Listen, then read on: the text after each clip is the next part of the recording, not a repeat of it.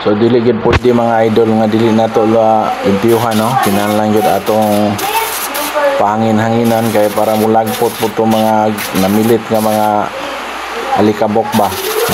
Kagaya ng mga na-worn out yung mga synchronizer, kailangan talaga lagyan natin ng pakurat yung gaya ng airgun dahil yung mga nandidikit na mga kinain ng mga copper ganon, kailangan mawala sila. So yan.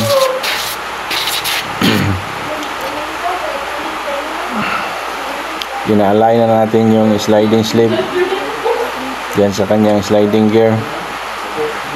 Makikita natin mga lods na yung yan, at kinabit na rin natin ang bagong buti-buti at saka yung expander ring. Ganun lang talaga, medyo mahirap lang, pero ang trabaho natin ay masaya po tayo, dahil ganun talaga ang buhay ng isang mekaniko.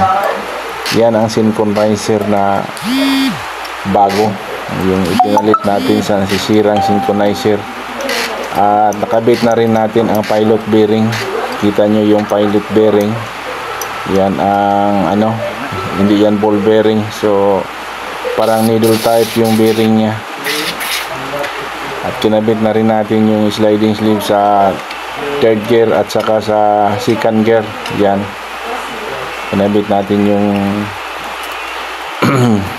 needle bearing at ikabit rin natin yung kanyang gear drive.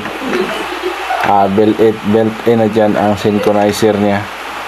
Okay, yan ang transmission. Ito mga lods ay na-upload na po natin yung pag-iba natin, at yun naman, dito naman yung pag-assemble natin sa mga gear, dahil binaklas natin yan lahat at dinala sa machine shop dahil nakatama yung ano, dumikit yung housing ng bearing sa shafting nya, dahil sa sobrang init ay nagkaganon, parang nawi-welding po.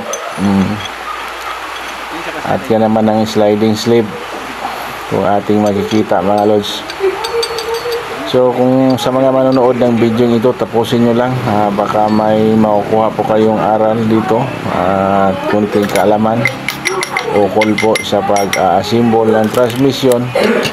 Lahat naman na transmission na kagaya nito ay pare-pareho lamang. Ito pinakita po natin kung paano. Okay, ayan na, nasisit up na po natin at nilagyan natin ng konting langis. Langis yung gear oil pala. Okay, para dumulas-dulas naman ng konti yung mga bearings natin. Ganun talaga. Yan mga lods ay mahigit sa 10 kilo yan ang bigat niyan, at sinalpak na natin dyan. Siguro hindi kayo maniniwala, mahigit sa 10 kilo yan ang bigat niyan. Sa main shaft drive gear, sa lahat na nandiyan na nakabit, hindi yung kabuuan, pangbubuo na yan, lalo pang bigat. Ayan. Wala itong video guys, natin ipagkamot guys. At yan ay ipahuhuli rin natin yung sa bandang huli na tayo magkakabit ng mga bearing. Dahil pag ikabit mo kaagad yung mga bearing, hindi yun ma-assemble, dahil hindi magkatugma yung mga gear nila. Kailangan itugma natin muna yung mga gear sa mga gear na kailangan malapat siya. Yan, salpak na po natin ang main drive gear, yung para magkasabay na sila, magka-uyo ng yung pilot bearing. Yan.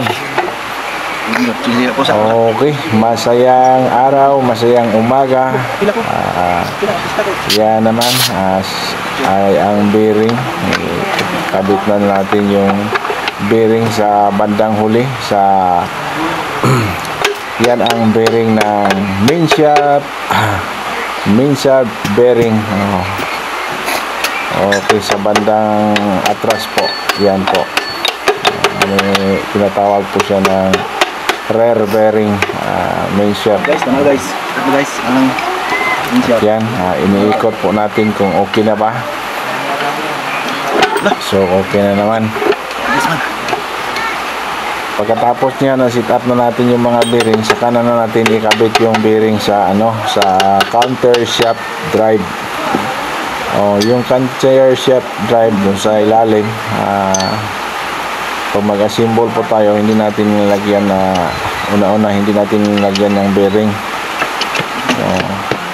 Ilalagay lang natin siya. Pagkatapos ng makabit ng bearing doon sa itaas, sa main shaft, saka na natin ikabit yung sa counter shaft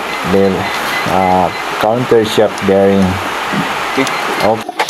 O karon mga idol, nag-road test na tadi nag-road test si trial di ay makita na to diya sila Jojo, si Choking, si Gary, si Leo, si Nino, o si Jefford, si Edward, Edford ay Edford. Shout out dia sa tanan mga kasakay na to atong crew dia ni maong bangka nga atong si trial gitesting na nato padagan. Okay na. Okay naman noon. Kumbati naman ang ato ang dagan. Pakaway-kaway lang tadi mga lods, makita mo nato na sa atong upload dia sa Reels o diri sa kabuhang video nga ato na dyan siyang tibuok yung maayo kay para makita sa tanan nga atong nahimo ni ining maong trabaho. Shout out o maayong adlaw, maayong hapon, maayong buntag, unsa mang oras sa moagi diha, kung kailan na oras dumaan yung aking video, ang videong ito. Mega love shout out sa ating mga ka-YT, sa ating mga ka-FB, at sa lahat ng mga na lumalaot na sakay sa mga pangkaragatan. Ingat po at shout out po sa lahat. Mabagyo-bagyo po ngayon at ulan-ulan dito sa ating dinadaan ng tubig. Okay, may daan ba ang tubig mga lods? Okay, lumangoy-langoy pa yung ating bangka. Okay pa naman at hindi naman masyadong maalon at okay naman kahit pa paano at pabugso-bugso yun ang habag at saka yung unos-unos natin. Okay, char lang po, tawa-tawa lang po sa Idol Char dyan para matapos na ang ating gawain. Kaya nga routes po natin, routes talaga mouth ko talaga ay hindi mapigilan dahil nasanay po tayo magtrabaho sa sa mamala. Yan si Jojo, yung panday natin, yun ang gumagawa ng mga bangka. Yan ang expert po sa paggawa ng mga bangka, si Jojo. Si Chucky naman ang ating captain boatman dito at ang kanyang mga crew nakaalalay pa rin. So ang banggang ito mga lods ay para sa island hopping po to. Sa lahat ng mga gusto mag-island hopping, ito yung pong sasakyan sa mga mag-island hopping dito sa amin sa Moalboal, Cebu. At makikita po natin sa Panagsama Beach at dito sa Basdaco sa Pedra, Barangay sa Pedra, ang maraming mga bangka po.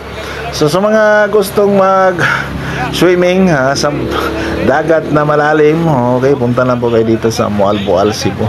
Okay, maraming salamat sa lahat at God bless po sa ating lahat.